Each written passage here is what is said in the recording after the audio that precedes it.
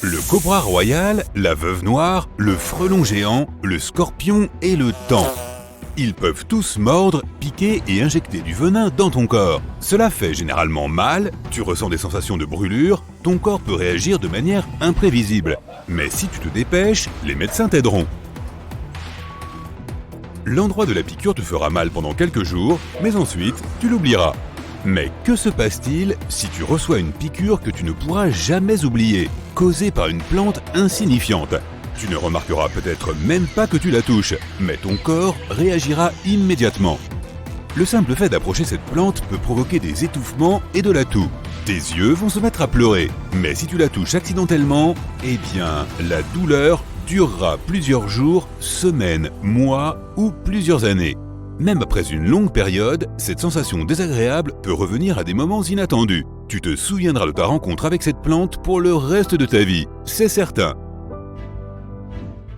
Et ce n'est pas d'un cactus avec des aiguilles pointues dont je parle. Ce n'est pas non plus du sumac vénéneux. À première vue, il s'agit d'un buisson vert ordinaire aux larges feuilles. La bonne nouvelle est que cette plante ne pousse que dans certaines régions d'Australie. On l'appelle le Gympie Gympie. Des chercheurs d'or l'ont découverte en 1860 près de la ville de Gympie. Et c'était très probablement une découverte très désagréable. Avant de partir en forêt à la recherche de cette plante, tu dois mettre un masque de protection. Il est préférable d'opter pour un masque à gaz ou un respirateur, des vêtements épais et des bottes solides. Rentre ton pantalon dans tes bottes, porte des gants de protection et te voilà prêt.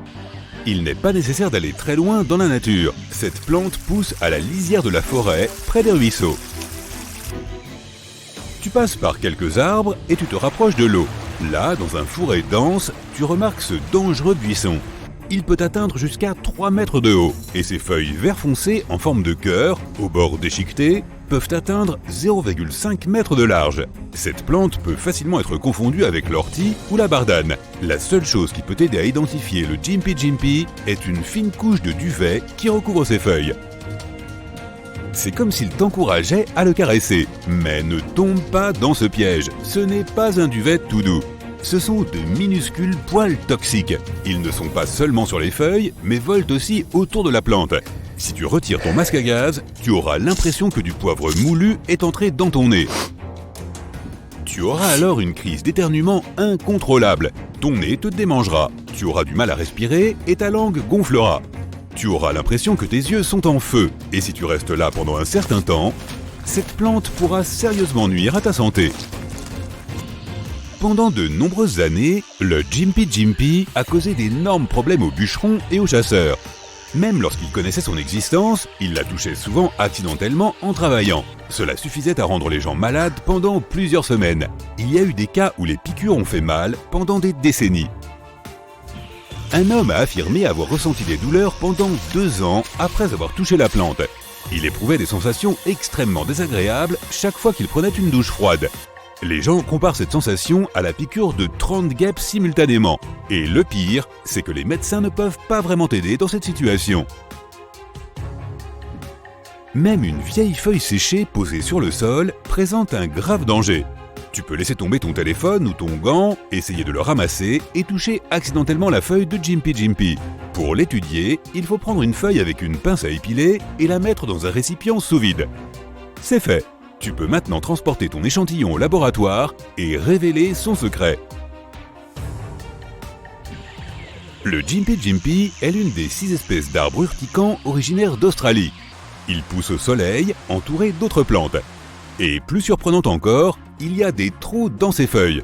Mais avant de découvrir quelles créatures se nourrissent de l'une des plantes les plus dangereuses au monde, étudions son poison. Le buisson est couvert de minuscules poils, et même un seul de ces poils peut causer de gros problèmes. Il est si fin et si petit qu'il peut pénétrer dans ta peau et y rester pendant plusieurs mois, voire plusieurs années. L'eau ne l'élimine pas, elle ne fait que renforcer l'effet du poison. Une pointe du poil s'ouvre lorsqu'elle entre en contact avec une surface quelconque. Elle injecte alors une toxine puissante. Après cela, tu ressens une sensation de brûlure. Une demi-heure plus tard, la sensation empire. Ta peau se met à pulser et devient rouge. Tu ne sais jamais combien de temps l'effet va durer. Tout dépend du nombre de poils avec lesquels tu es entré en contact. Mais quelle est précisément cette toxine? Comment peut-elle causer autant de problèmes? Les scientifiques ne le savent toujours pas avec certitude. Ils ne peuvent pas dire quel composant du poison provoque les brûlures. L'effet de la toxine dure longtemps. Les températures élevées ou froides ne l'arrêtent pas. Après quelques années, tu peux exercer une pression sur l'endroit affecté et sentir que les poils toxiques sont toujours là. Arrache une feuille et jette-la sur le sol, puis reviens 100 ans plus tard et touche cette feuille. Tu sentiras à nouveau la piqûre désagréable. Les échantillons botaniques de la Gympie Gympie restent encore dangereux dans de nombreux laboratoires. Avec des feuilles aussi toxiques, le Gympie Gympie est peut-être la plante la plus protégée au monde. Mais certaines créatures se nourrissent encore de ces feuilles toxiques. Et l'une de ces créatures est une espèce de coléoptère nocturne ordinaire. Ils peuvent manger du Gympie Gympie sans arrêt et ils ne se soucient pas du tout de ces poils toxiques. La toxine n'affecte tout simplement pas ces insectes. C'est le repas idéal pour eux, car aucun animal n'osera attaquer les insectes assis sur le Gympie Gympie. Sauf le pas de melon à pattes rouges, qui vit dans les forêts australiennes. Il ressemble à un mini kangourou. Cet animal trop mignon se nourrit aussi de la plante vénéneuse, et personne ne sait comment le pas de melon se protège des toxines.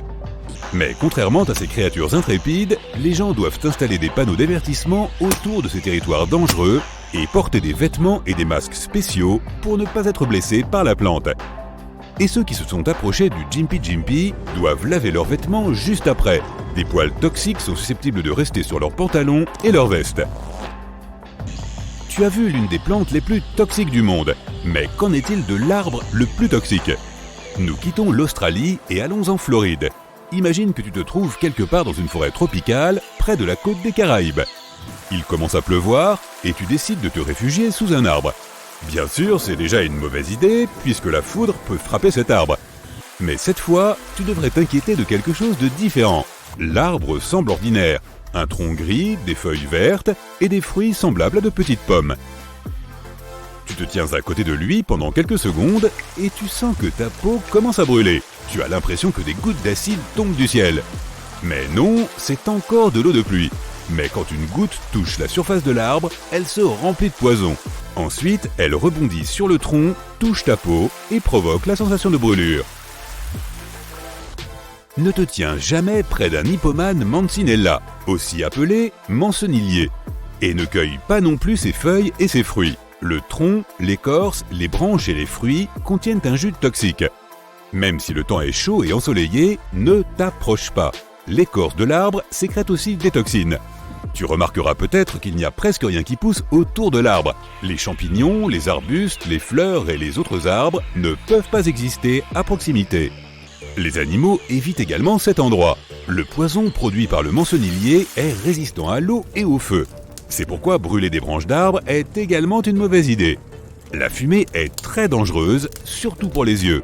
Les habitants connaissent bien cet arbre, mais les touristes peuvent facilement être blessés. C'est pourquoi les gens marquent les mancenilliers à la peinture en guise d'avertissement. Le Gympie Gympie et les mancenilliers sont des plantes effrayantes, mais la berce du Caucase peut être considérée comme le roi des plantes toxiques. Oui, la toucher peut provoquer une réaction allergique grave, des sensations de brûlure, etc. Mais le pire est que la berce du Caucase est l'une des mauvaises herbes à la croissance la plus rapide au monde. Ces graines n'ont pas besoin de beaucoup de temps pour se développer et prendre possession de n'importe quel territoire. Elle est rapidement devenue l'une des principales espèces végétales envahissantes dans le monde. La berce du Caucase peut affecter des écosystèmes entiers. Cette plante pousse plus vite que les autres, délogeant ses concurrents de leur territoire en les empoisonnant. Les gens dépensent beaucoup d'argent pour lutter contre cette plante parasite. Si ces graines pénètrent dans ton jardin, elles l'occuperont en un rien de temps, et il sera bien difficile de s'en débarrasser. Ces énormes plantes étaient initialement considérées comme exotiques. Les gens avaient l'habitude de les acheter et de les faire pousser pour décorer leur jardin.